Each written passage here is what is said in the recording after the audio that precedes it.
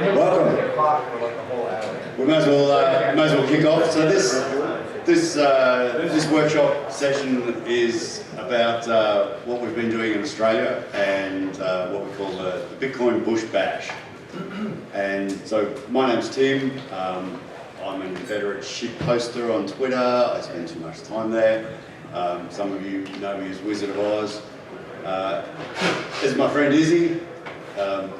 He's agreed to come and do translation because he hails from Kentucky, so you know, if I start using funny words or you'll start going, what's he saying? Izzy's going to translate. For instance, I think you heard me earlier say taking the piss out of. Does that translate here in the States? I've been gone 30 years. Okay. Not to everybody. Not to everybody, right? So taking the piss isn't literally, it's making fun of me, it's taking a joke. And if you do hear what we say in America, the C word, in Australia, that's a term of endearment. So here you go, Kat. As I said to Izzy, no, we're not using that word. It does not play well in America. I've read it a few times, I know that, we're not going to do it. I apologize. And he goes, whatever. Mate. Yes. All right, so... Tell us about the Bush Bash. Yeah, the Bush Bash. So, yeah, let's talk about the Bush Bash. Let's start with, what is a Bush Bash? Or what is it? Yeah. So this is actually one of the great inventions that have come out of Australia, like Wi-Fi. The Ute. That's actually just a practical invention put together by a bunch of farmers, I think first in the 20s or the 30s. Very similar to the El Camino, if anyone remembers the old El Camino from the 70s. Yeah, so that Ute's, I think, out of the 60s. But the whole concept of a bush bash was, because Australia's a pretty big place, was usually a charity event, and a whole bunch of old mates would get their old Utes together, they'd get a whole bunch of charity sponsorship, and they'd drive to some godforsaken place in the middle of nowhere over a week or two. And you'll notice in this picture there's a great big truck in the back, probably full of spare diffs and gearboxes and engines and spare bits and camping gear. Eskies. Eskies, yeah, there'll be That's Eskies. That's a cooler full of beer. Yeah, yeah. So that's where the term bush bash came from. So that begs the question about how big is the bush anyway? Come on in. Yeah, welcome, come on in. Welcome. So I remember hearing all these statements about, you know, Texas is big. And so I thought, well, I better get a map of Texas and have a look at how big it is compared to the US. Texas is pretty big. Turns out that this is an actual historical map of Texas, which used to run all the way to the border in the north. I never knew. Now I do.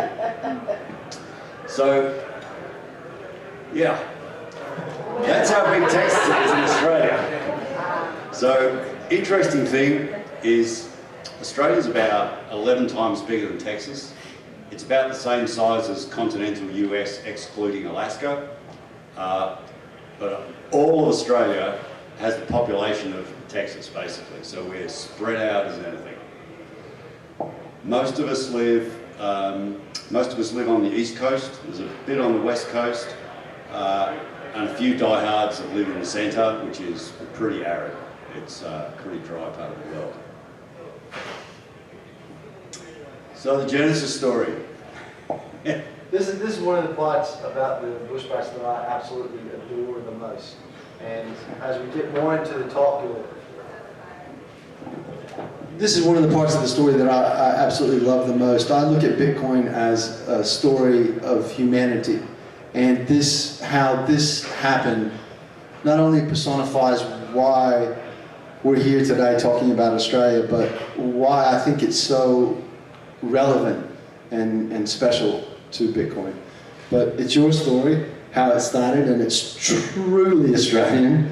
So please tell everyone, don't hold back anything, mate, nothing. Except the C word. yes, she's on me, that's on me. Yeah, you haven't heard that from me. That's right. Just want that noted. So this whole thing started in 2020. So much like anything relevant in Bitcoin, I have the perspective that it's better to do it first. After you've done it, then you can stand up and say, we've done a thing, which is the Bitcoin way. It is not the Bitcoin way to go, hey, I'm going to do a thing, and especially, do you want to give me some money so I can do the thing? So, yeah, the Bush Bash started towards the tail end of 2020. So 2020 was a bit of an unusual year for all of us. And in Australia, just like in the US and the rest of the world, we're all pretty shocked to get locked down. And in Australia, they closed the state borders, which we didn't think was possible. And in Australia, the experience of COVID and lockdowns was very different depending on which state you were in. We saw the experiences of COVID in New York and Florida were very different. California and Texas were very different. So we got around to about October, and there's an old mate of mine, he lives down in Canberra, which is 1,000 miles away from where I live in Brisbane. And we catch up every now and again. I used to have to travel down there for work. And didn't you guys meet through Bitcoin? We did. We met through Bitcoin. Yeah, we met at the Sydney meetup. Yeah. And Bill's a little older than me. Actually, he's older than Gary even. So, so that's pretty good. Anyway, I rang Bill up and I said, hey mate, I reckon they're going to open the borders at the start of November. And he's like, awesome. And I said, what's that little place that you and your mate Hugh go to play golf, get on the piss, and get away from your wives for a weekend? And he says, oh, it's this little place called Murrurundi up in the Upper Hunter Valley out northwest of Sydney. I'm like, where the heck is that? And I'm talking away on the phone, I open up Google Maps, and I've looked at it and gone, holy crap, that's like about a 9-hour drive for me. And he goes, yeah, it's an 8-hour drive for me. I went, oh, so it's halfway. I said, how about first weekend in November, let's just go there. And we can have a few beers and talk about Bitcoin for the weekend. He's like, yeah, great idea, mate. I was like, fine, it's in the diary, I'm doing it. And it'd take a day to drive down on the Friday and a day to drive back on the Monday, fine. Put it in the diary, all good. 2 days later, old mate has created a website called the BitcoinBushbash.info. He tweets it out, right, and on the website he's put like the caravan park, his favourite hotel, and a few other hotels in the town where you could stay. And he tweets it out and he goes, Bitcoin Bush Bash weekend, all Bitcoiners welcome, send a DM to Wiz or me and let us know if you're coming. I was like, thanks for the heads up, Bill. And I thought, yeah, no, that's a good idea. And everyone's been sort of cooped up for 6 months, no meetups, nothing. Anyway, so then the DMs started rocking in. And, a bunch of people I knew from the Sydney meetup group and from a few mates from Brizzy went, oh, you driving down with? And I'm like, yeah. So, how many seats in your car? Like, yeah. So 3 Bitcoiners, one of them sight impaired, can't drive. Yep. The other one drives racing cars, also catches lift, has no license because had been a bit of a lad. So sharing the driving, yeah.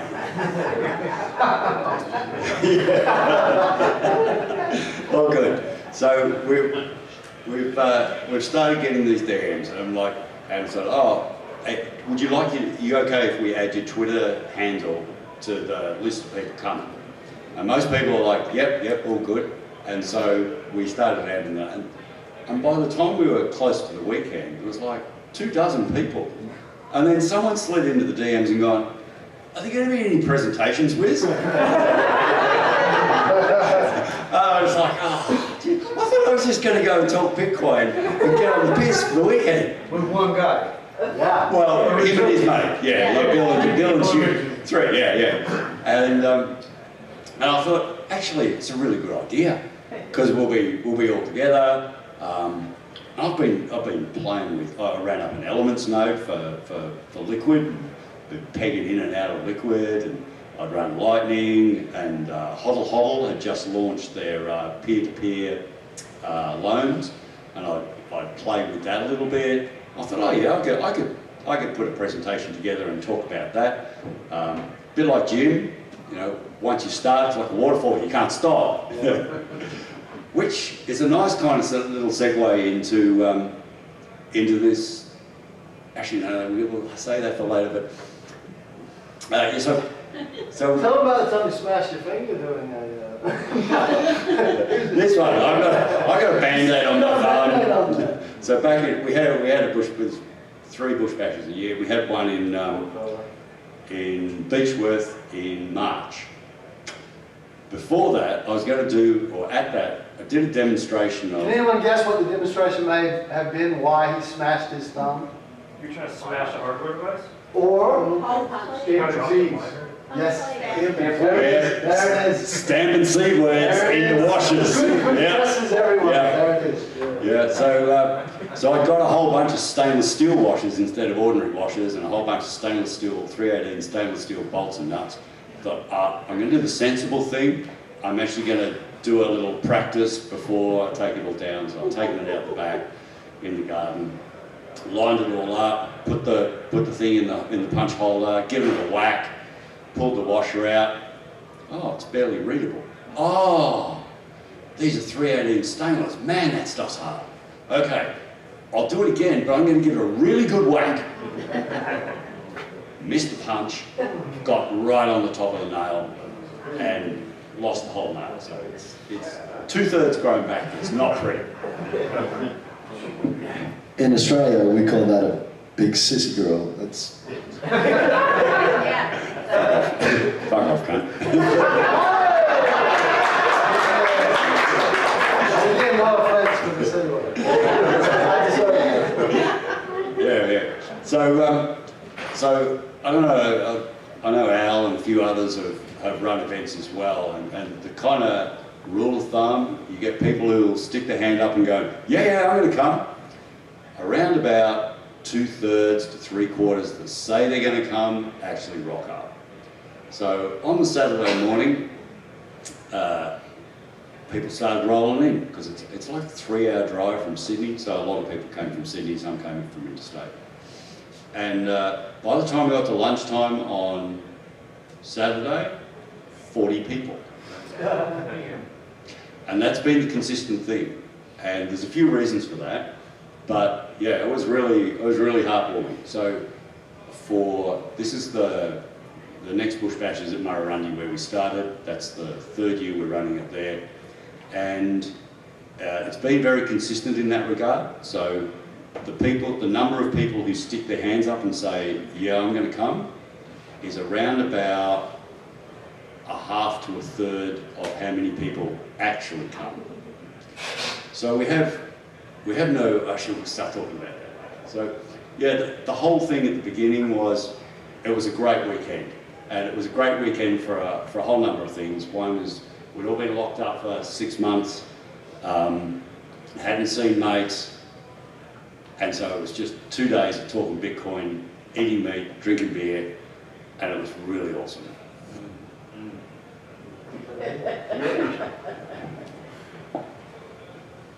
okay. I'm not just a sidekick mini-me who's not funny, but I think I moved the slide as well.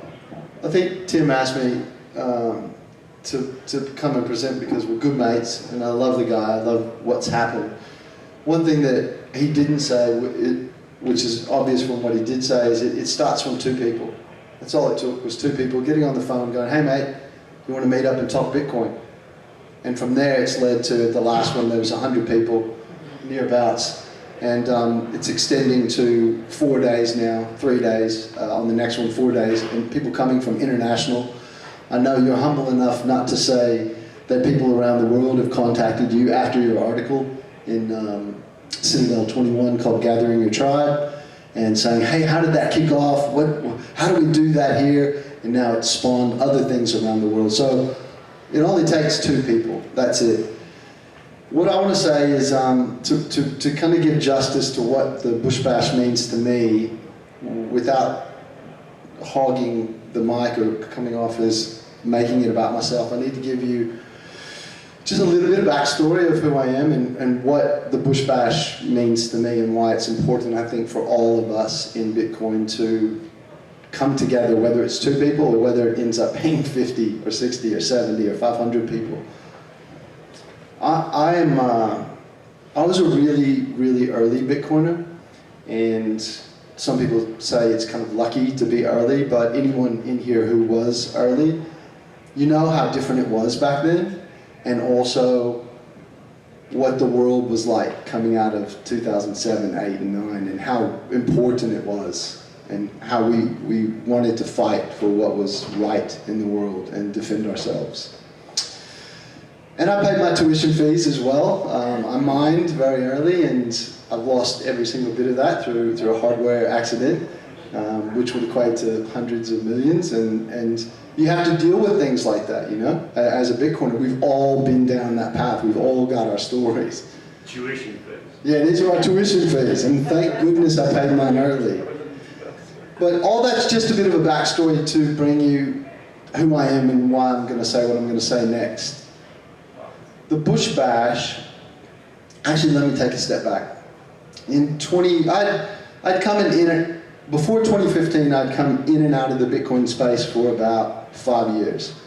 Each time I came in, there were things I loved. I loved discovering the new technical aspects that were happening, even though I didn't understand a lot of it. Similar to the white paper, I had this epiphanical event in 2010 where I understood precisely, just reading the title, Satoshi, you had me at hello, like I get it. A peer-to-peer electronic currency, I'm in all the way. And then reading the abstract, it was a no-brainer for me. By the time I got to the rest of the white paper, reading the parts about the math and the equations, I was like, I don't understand any of this shit. I just know, let me go back and read the abstract every month and I'll be on board. But cut to 2015, I'd come in and out of the space, and probably similar to you guys, or some of you maybe. At times I wanted to come in and change things, change how the social layers were happening in Bitcoin. I fucking hated traders. I hated that they had come in on this thing that had been put, in my eyes, as somewhat of a libertarian sovereign movement, and now this other type of money was coming in. I didn't see the necessity of that and how it actually helped us grow stronger and accelerate to where we needed to be right now. But in 2015, I got a very rare terminal cancer diagnosis. And so I decided at that point I had to set Bitcoin aside and really focus on this. And for me, not to bum anyone out or anything, but for me, when that happened, I have a medical background as well. I went to Australia as a medical specialist. It was like sudden grace.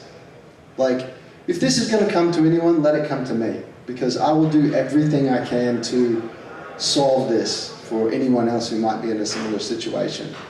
So I just found myself extricating myself from society, my friends and everyone, so I could really deeply concentrate on that. And somewhere in that pathway going down there, I think I got a little bit lost in just how important that was and losing life in a sense, because I was so focused on it. And it wasn't until I put myself back on Twitter, and I'm speaking straight from my heart, that I found you guys, and I realized, fuck, I'm not just a crazy person who's been totally private about Bitcoin. There are other crazy. Yes! There are absolute crackpots out there just like me. Now what do I do? Because I found you guys on Twitter, and someone said, you should connect with this Wizard of Oz. What Wizard of Oz? What is it? That's it.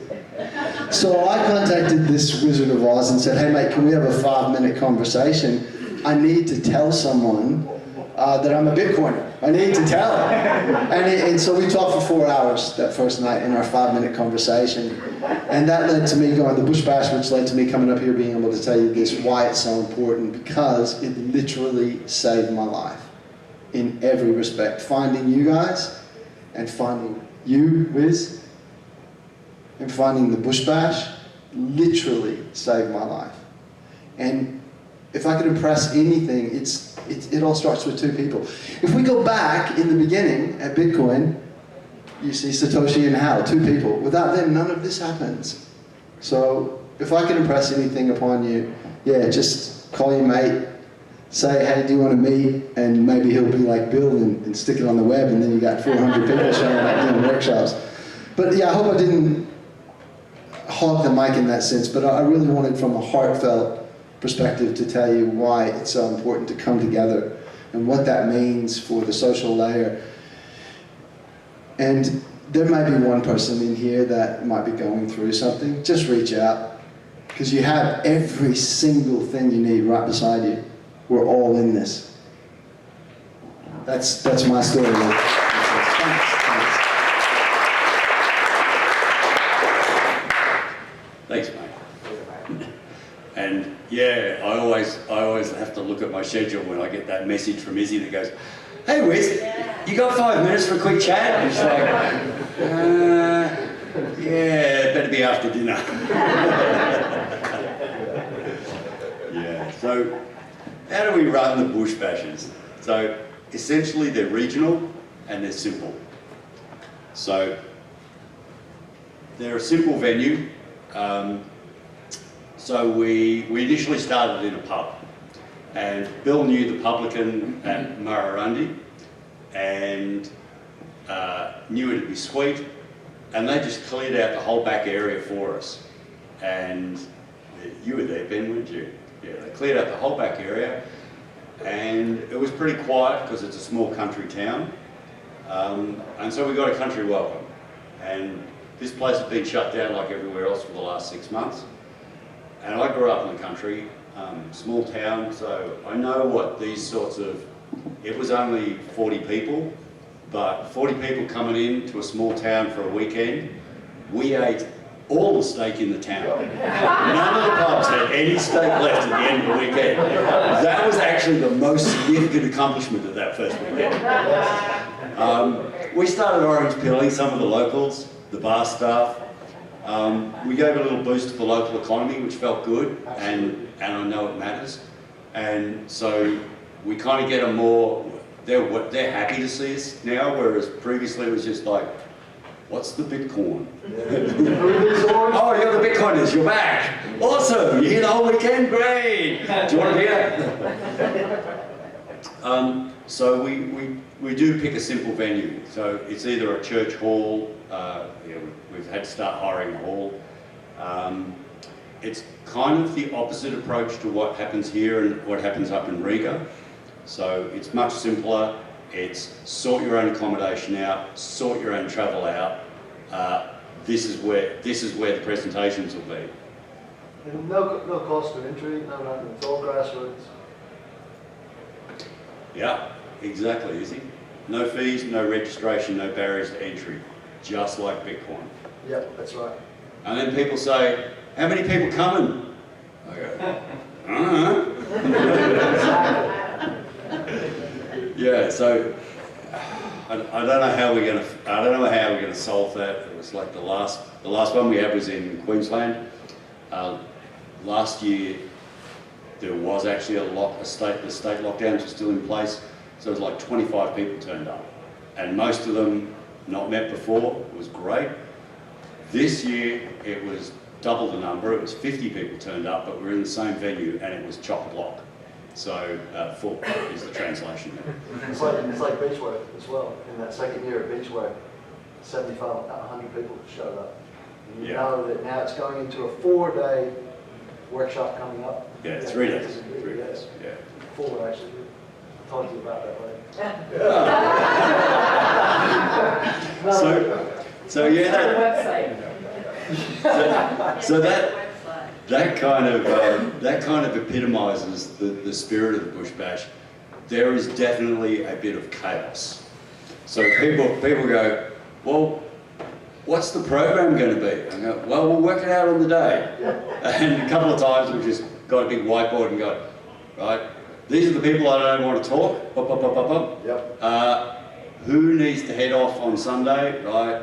Okay, well, we don't want the speakers who are going to speak who have to leave early on Sunday to be talking Sunday afternoon. We'll put them on Saturday. We sort that out and away we go. Yeah, so a bit of chaos, but a bit of fun as well. Just to say in that regard, we've had some amazing workshops show up. We had Richard James come. He was going to show, I don't know if you're familiar with him, the filmmaker. When Blockstream was first coming out with their satellites, we had a guy show up who had sourced all of these parts from, tips, junkyards, and all sorts of stuff, and showed up and just said, hey, I built a satellite. Let me show you how I did it. And so it's really like you can get anything from that all the way down to, we had a Bitcoiner, a long-time Bitcoiner. His wife was a homesteader, and she had come to one and was just like, oh, this feels really good. And we're like, yeah, you should, 100% you should. Get up here and talk. And so she taught everyone about homesteading.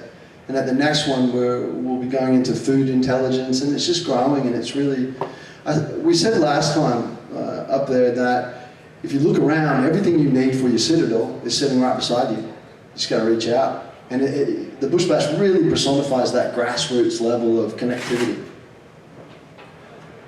Yeah, I 100% agree with that. And the little two things there, anyone can contribute, and everyone contributes. And there's kind of two parts. It's very much like being here at BitBlockBoom, is the sessions like this, you go along, and some of the other ones we'll see today and tomorrow, you can actually learn a bunch of stuff you don't know and you're not aware of, but you go, yeah, I need to learn that thing that he knows so much about. Okay, I need to take some notes, I'll be doing some work when I get home, all good. But then there's the other half of this, and the other half is when you're in the bar and you're standing next to the dude who runs the company or was speaking, or you eavesdrop into a conversation that's about something that you're super interested in, don't know much about, and you can just slide in and join that conversation. That is, I reckon, at least half of the value of coming to these events. So as Izzy said, all the content's all Bitcoin related, so not necessarily purely, but derivative as well. So yeah, JP brought a Blockstream satellite. Awesome. That first couple of times, and we set it up in the pub garden and sent lightning messages and then received them on the Blockstream satellite. That was pretty cool. Can you also touch about, and Ben, you know this as well, that the first... We have a coder down there by the name of Nick, absolute gun, young kid. And I don't know the technical aspects of what he did, but I know that was the first time it had ever happened. So if you can roll that out, it'd be cool. Yeah, so we're blessed with a bunch of really smart Bitcoiners in Australia.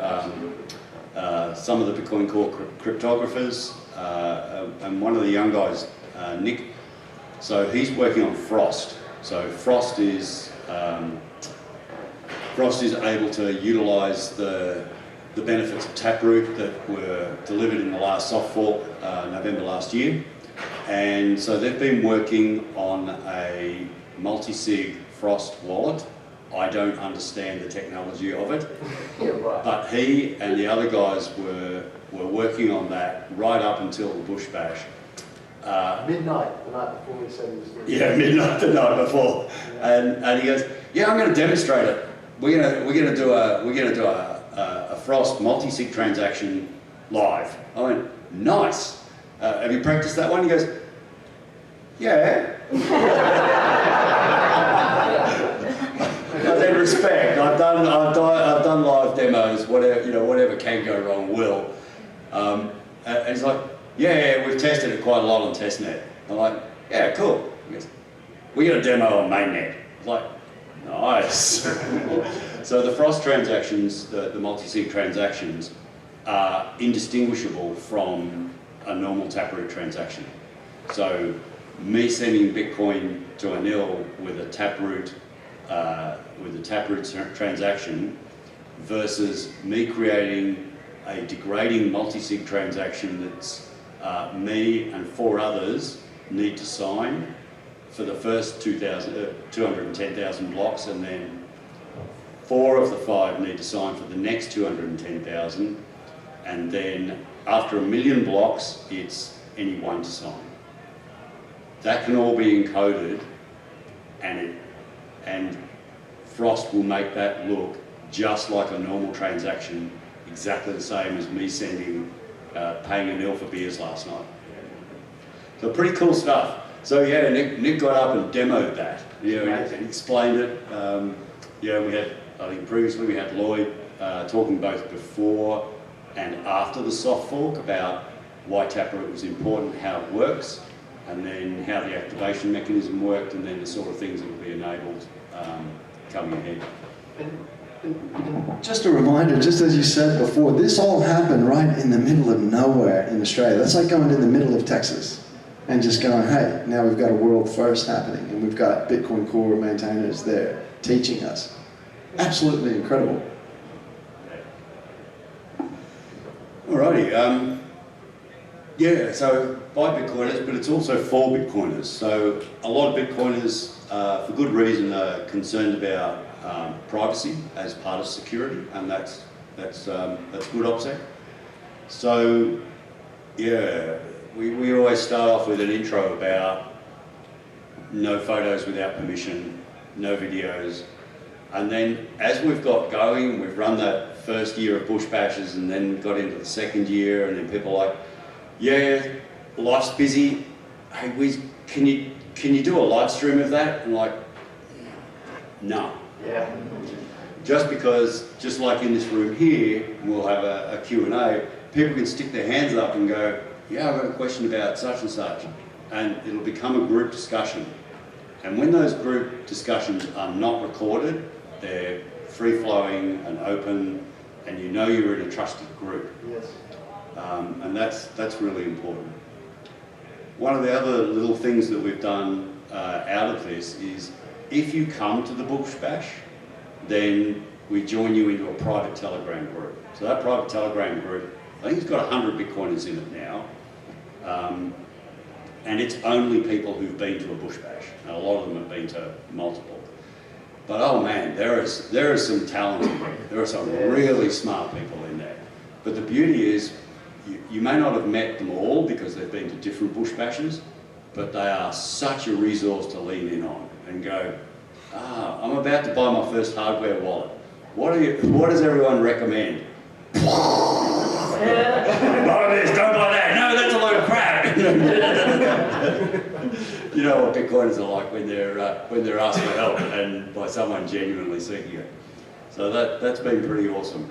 You know, in that regard, In that same regard, Tim, I don't know if you know that one of the fellows from Hardblock just left to go and pursue something else in Bitcoin space that he'd been working on a long time. And so that left open the possibility, because he was running their podcast, that left open the possibility of that becoming open. And one of the guys in the Bush Bash, it's called the Bush Bash Alumni Nati, actually. One of the Bush Bashers said, hey, I've been wanting to do a podcast forever, I would like to do it, boom, boom, boom, he's in. And it happened just like that, on the group thread. Yeah, there's all those sorts of things, asking for help or directions or recommendations. It's a really powerful thing, being able to lean in to a group of people that you can trust. yes. And that really brings me to the, to the last bit of the death by PowerPoint. Is Izzy mentioned that there was an article which is linked at the bottom, Gather Your Tribe. So I wrote that after the first Bush Bash. It was, it was a 9-hour drive home, and so I spent a lot of time thinking about how awesome it was. Partly because as we drove down, Bitcoin, which had been languishing at 13 grand for like forever, as we drove it went from 13 to 15 and a half. So by the time everyone arrived at Murrurundi, I'm sure that was part of why everyone was just like completely pumped. So that was really good. But it was also these conversations and that feeling that you get with talking with other Bitcoiners and sharing things and realizing that you're not like an unconnected node on the network. Yes. That now you've got this group of people you can chat and gossip with, just like all the other Bitcoin nodes on the network. And so I wrote that, Gather Your Tribe. And it was really about, at the end of the day, building the bonds that matter. Because we can all see that, you know, there's a lot of crazy going on in the world, and the amount of crazy is going up, and Bitcoin just goes care factor 0. Every 10 minutes, here's a new block. 10 minutes left. Yeah. TikTok, next block. TikTok, next block, one block. All right, so I hope you've got something out of that. I guess I'd like to reiterate Izzy's point, which is doing Bitcoin events and meetups doesn't need to be complicated. Yes. It doesn't need to be in fancy hotels. It doesn't need to have ticketing and costs, and it can just start with 2, and it'll grow from there. In that respect, I'm sure there's a lot of people here that don't know someone near you. Just say hi, like literally. Just say hi, like now. Just say, hey, how you doing? Because you're going to see them for the rest of the weekend. Like I'll say it. I'll kick it off. I don't know you, mate. How you doing? I'm Izzy. I'm Dave. Huh? I'm Dave. Dave? Nice to meet you, brother. I hope I see you a lot this weekend. Yeah. Because at the base of it, it's very simple. Without us, Bitcoin doesn't exist. It doesn't work. So the more we know each other, and the closer we get, the more we learn to trust one another, the more the community we build, and the stronger and faster our base is to change this world into what we want to live in, and not have to deal with all this crazy bullshit that we've had to deal with. Yeah? So that's where I'm coming from. I'm coming from the human story, the heartfelt story of it. And thank God I have other people here that are technical that can teach me the things I don't know that will keep me sovereign. And hopefully I can imbue some things onto them as well. But yeah, that's, you want to open up to some questions? Yeah. That'd be super cool if anyone wants to just... Thanks, guys.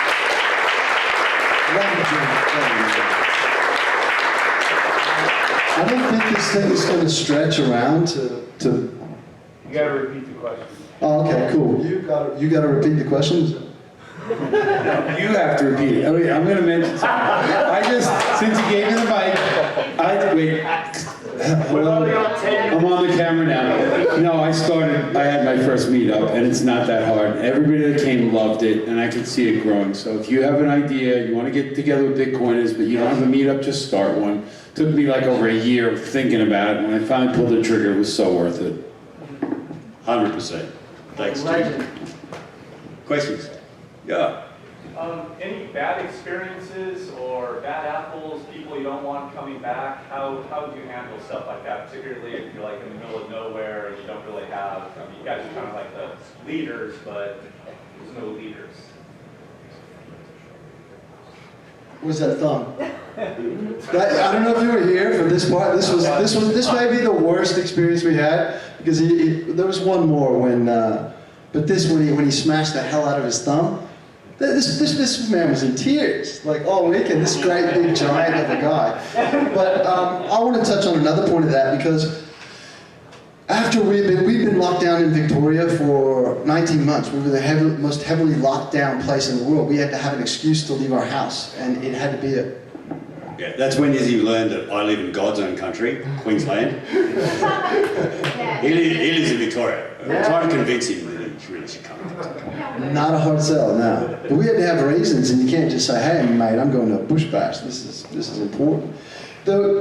Tim showed up at one point, and he said to me, his eyes were watering, he had shit running out of his ears, and he's like, look, I think I've got food poisoning. And I'm looking at him going, okay, mate, sure, you got food poisoning. And he just had sickness all over him, and how we handled that was great. We didn't ostracize him because COVID was going on and things like that. We all hugged him. We all made sure he was right. We all made sure he had exactly what he needed. That's one of the worst things that I remember happening, was your absence on a half a day because you got that sick that you literally couldn't stand up. And what happened, to your question, is everyone picked up the slack. Everyone around. Somebody said, you know, I'll be up there today, I'll lead it. Okay, I got this aspect. It was organic mateship, absolutely. Yeah, so that kind of answers or touches on the point about, you know, Bitcoin has no leaders, and nor should it, and that's an important thing. But I think to touch on the essence of your question, which is how do you weed people out that you don't want there? Essentially, part of that is the thinking behind doing it in remote and regional places. You do not get tourists coming along, right? Work. So there is a proof of work, right? Proof of drive. Yeah, there's a proof of drive or proof of travel. Yeah, it's a little bit different with meetups. So I'm one of the co-organisers for Bitcoin Brisbane, along with Ben and a few others. And you definitely, as you start a Bitcoin meetup, you do get people who come in and they want to talk about Ethereum or what do you think about this new coin? And you just go, yeah, look, choices and consequences. We're not here to talk about those. We only talk about Bitcoin. And I remember it was probably the first 9 months, Ben, we'd consistently have a bunch of shitcoiners turn up, and it was very frustrating, but we stayed on message. And eventually they got the message and they just stopped showing up. Yep. They stopped showing up. And then the only people who come are Bitcoiners and people who want to learn about Bitcoin. Yes. And then the people who want to come and learn about Bitcoin and you know, brand new Bitcoiners or just curious about it, you've got that time and space to give them. But yeah. Al, have you had similar problems with that? We initially, when we started the Houston one, we had a couple of shitcoiners show up, and a lot of people were really into NFTs and wanted to talk about that, and pretty much politely had to say we're Bitcoin only here. Yeah. And actually the crowd size getting so big there, it sort of helped drown that out somewhat. Because if you have 15 people and one guy is just trying to like shill something, it's hard. If you got 250 people, it sort of takes care of it. Yeah. Just because we're getting close to the time, yeah, I just want to hit any more questions. Yeah. Yeah, I was wondering, early days of the internet, did we also have similar communities of people who saw the value of technology and wanted to talk about this? And if that's not the case, then what makes Bitcoin so different in your opinion that we have those communities? Can you say that again? In the early days of the internet, did we also have groups of people who were gathering and seeing the value of technology and how it could change the future? And if that's not the case, then why is that different with Bitcoin? Who can hit that? You want to hit this? Yeah, this is Bitcoin. Hit this, bro. So I can't speak necessarily to the very early days of the internet, but I'm sure some of the people in here are familiar with the concept of LAN parties. So before we actually moved the internet, or moved gaming to the internet, we would all haul our computers to some place and have a party all night long. And that was a great time for a lot of cheers. It's sort of like the transition of Dungeons and Dragons to LAN parties to the internet. So yeah, always all kinds of groups get together. Well, only one thing before we do. What level magic user were you? No? Magic together? No, for the I'd like to elaborate on what he said. Some of you might have heard of something called the Socratic Seminar, and you just watched it happen. Essentially what that is started out maybe centuries ago, I'm not sure, scholars would get together, maybe one guy would present, but the people listening were all really smart. And so sometimes they would chime in and say stuff. So I go to New York City BitDevs, where it all started. And Peter Wool is sitting right there, Andrew Chow, Bitcoin core developers, and they go over a topic that these guys wrote a paper on. And they go, here, why don't you explain it. And they just hand the mic. And the idea is that everybody in here might have something to contribute, and so I recommend everybody speak up, ask questions, and chime in, say what your experience is, because we all learn from each other. This is how this community is growing. And the Socratic Seminar style is such that nobody in the room is the end-all, be-all of this conversation. I like to say it this way, no one has the market cornered on good ideas. We all have them. Just chime in, add to the community, it grows, we all win because of it. Thank you. Thank you. Absolutely, absolutely, brother. So you guys mentioned when you started, you were saying, hey, DM me if you're coming, but then you have moved on to there's no registration required. I run the meetup in my local area, and how do you balance preparation for the event with not knowing the attendance? So the question was, how do we balance the preparation for the event with not knowing who's coming. And really, the main problem is the venue size. Yeah. And typically, my experience with meetups, the one in Brisbane and the one with the Bush Bash, is it's a slow and steady. It doesn't have the volatility of Bitcoin. So yeah, you're probably going to get it. You'll get a place that's big enough, and then all of a sudden, not all of a sudden, but it'll slowly get close to being full, and then you're going to have to start thinking about. So you're making estimations on your current event based on the previous event? The future is entirely predictable from the past. Absolutely. Join my trading group.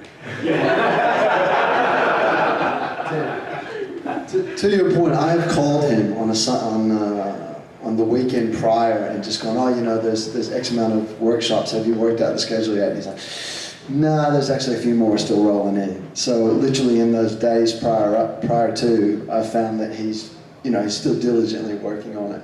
And then the other cool thing that happens is people don't come with expectations. It is really a community. And so if something gets set by the wayside for the moment, somebody will say, hey, what about that workshop? Oh yeah, that's right, can we tack it in on the end? So it doesn't cause anyone any stress. Yeah, having said that, I think there's a lot of benefit in broadcasting what you're going to do, because that makes it attractive for people to come in the sense that there is a proof of work. I am going to have to drive 4 hours, 9 hours. We had a bunch of guys drive from Adelaide. It's like a 2-day drive. It's maybe a couple of thousand, 1,500 miles. Mate, you had 30 minutes presentation. Oh yeah. Traveled 4,000 kilometres to come to it. Yeah, Pete flew from Perth. So if we go back to the map, he's there. That's Perth. That's the most remote city on the planet. Yep. And we were holding it up here.